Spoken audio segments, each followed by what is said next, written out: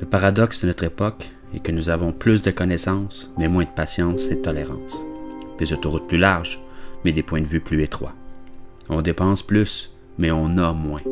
On achète plus, mais apprécie moins. Nous avons de plus grandes maisons, mais des plus petites familles. Plus de commodités, mais moins de temps. On a plus de diplômes, mais moins de sens. Plus d'éducation, mais moins de jugement. Plus d'experts, mais plus de problèmes. Plus de médicaments, mais moins de bien-être. On boit bien trop, on fume bien trop. On dépense sans réfléchir, puis on ne rit pas assez.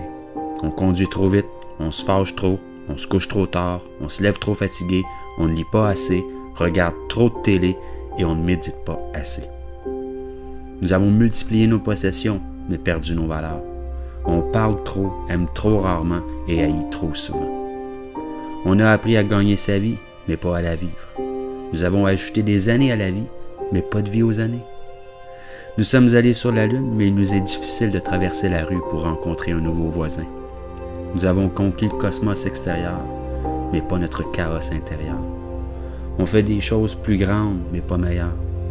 Nous avons plus d'hygiène, mais nous avons pollué même notre âme. Nous avons conquis la tombe, mais pas nos préjugés.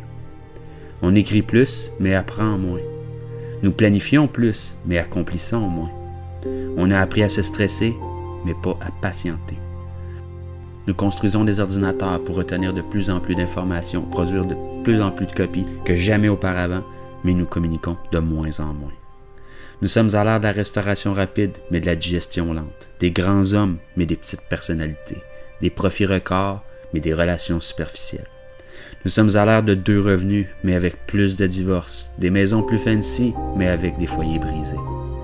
Nous sommes à l'ère des courts voyages, des couches jetables, des basses mœurs, des nuits sans lendemain, de l'obésité et des pilules qui font n'importe quoi. De donner du pep à endormir, à tuer. Nous sommes à l'ère des showrooms bien remplis, mais avec des entrepôts vides. Rappelez-vous de dire « je t'aime » à votre partenaire et vos bien-aimés. Mais surtout, pensez-le. Une bise et une accolade soulageront un mal lorsque sincère.